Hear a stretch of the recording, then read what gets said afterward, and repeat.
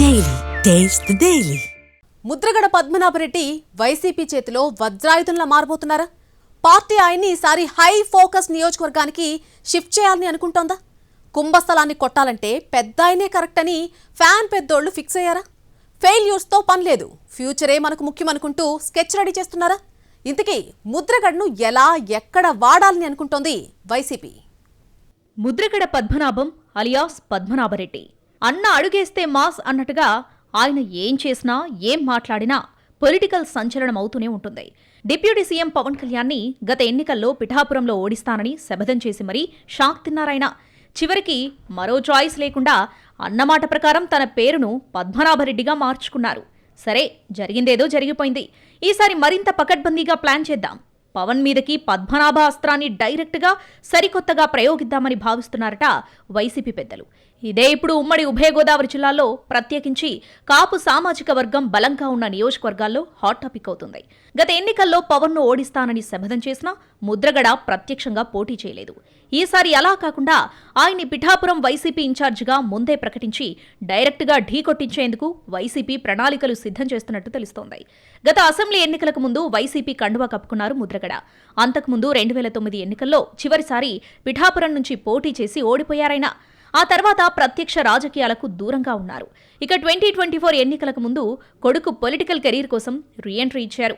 ఇక ఎన్నికల తర్వాత పద్మనాభం కుమారుడు గిరిబాబుకు వైసీపీ ప్రత్తిపాడు బాధ్యతలు అప్పగించారు.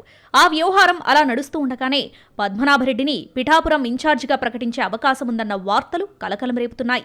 డిప్యూటీ సీఎం పవన్ కళ్యాణ్ ప్రాతినిధ్యం వహిస్తున్న పిఠాపురం వైసీపీ కోఆర్డినేటర్గా ప్రస్తుతం మాజీ ఎంపీ వంక గీత ఉన్నారు. అయితే మారుతున్న పరిణామాలు ప్రాధాన్యాలతో అక్కడ ఆమె కరెక్ట్ కాదని భావిస్తున్నారట ఫ్యాన్ పెద్దలు. అందుకే పార్టీ పిఠాపురం బాధ్యతలు ముద్రగడ ఫ్యామిలీకి అప్పగిస్తే ఎలా ఉంటుందని ఆరా తీస్తున్నట్టు చెప్పుకుంటున్నారు. కాపు కమ్యూనిటీ ఎక్కువగా ఉన్న ఈ నియోజకవర్గంలో కులంలో అత్యంత సీనియర్ అయిన ముద్రగడ లాంటి నాయకుడు డైరెక్ట్గా పార్టీకి సారథ్యం వహిస్తే ఆ ప్రభావం వేరుగా ఉంటుందని లెక్కలేస్తున్నట్టు తెలిసిందే. ఆ లెక్కల ప్రకారమే వర్కౌట్ చేయాలి అనుకుంటున్నట్టు గుసగుసలు వినిపిస్తున్నాయి. ప్రస్తుతం ఇన్ఛార్జిగా ఉన్న వంక గీత పూర్తి స్థాయిలో పనిచేస్తున్నప్పటికీ గతంలో ఆమె పీఆర్పీలో ఉండటం, వ్యక్తిగతంగా సాఫ్ట్ పర్సన్ కావడం లాంటివి లోకల్గా పార్టీకి నెగిటివ్ అవుతాయన్న భావన ఉందట. అలాగే కాపులు ఎక్కువగా ఉన్న సెగ్మెంట్లో అదే సామాజిక వర్గానికి చెందిన పవన్ లాంటి పర్సనాలిటీని ఢీకొట్టాలంటే టఫ్ ఫైట్ ఇచ్చే నేత కావాలి గాని సాఫ్ట్గా ఉండేవాళ్ళు పనికిరారన్న వాదన కూడా వైసీపీ వర్గాల్లో ఉన్నట్టు తెలిసిందే. పవన్తో ఢీ అంటే ఢీ అన్నట్టుగా ఉంటేనే మాంచి కిక్కొస్తుందని, లోకల్ టీడీపీ నాయకుడు వర్మ అలా చేయడం వల్లే ఇక్కడ ప్రతిపక్షం కంటే ఆయనే ఎక్కువగా ఎస్టాబ్లిష్ అవుతున్నారన్న అభిప్రాయం సైతం ఉంది వైసీపీలో. ఆ వ్యాక్యూమ్ని ఫిల్ చేయాలంటే ముద్రగడే కరెక్ట్ అన్న అభిప్రాయం ఉన్నట్టు తెలుస్తోంది. మాజీ మంత్రి గుడివాడ అమర్నాథ్ ఇటీవల ముద్రగడను కలిశారు. ఆ సమావేశంలో ఈ అంశం కూడా ప్రస్తావనకొచ్చినట్టు చెప్పుకుంటున్నారు. అదే సమయంలో వంక గీతకు పార్టీ పీఏసీలో అవకాశం ఇచ్చారు. తనను తప్పించారని ఆమె హట్టవకుండా ప్లాన్ ప్రకారం ముందే అలా సెట్ చేశారన్నది party internal talk. Padmanabham Pithapuram నియోజకవర్గానికి దూరమై దశాబ్దాలు కావడంతో ముందే నిర్ణయం తీసుకుని ఫుల్ రీఛార్జ్ మోడ్లోకి తీసుకురావాలన్నది ఫ్యాన్ పెద్దల ఆలోచనట. అలా చేస్తే కాపు కమ్యూనిటీలో కూడా పట్టు తగ్గకుండా ఉంటుందన్నది లెక్క.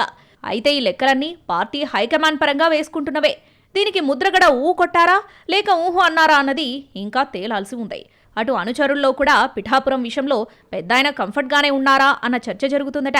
మొత్తం మీద ఈసారి పవన్ను ఢీకొట్టడానికి వైసీపీ అధిష్టానం పెద్ద స్కెచ్చే వేస్తుంది. అది ఎంతవరకు వర్కౌట్ అవుతుంది, ఎప్పటికీ క్లారిటీ వస్తుందన్నది చూడాలి.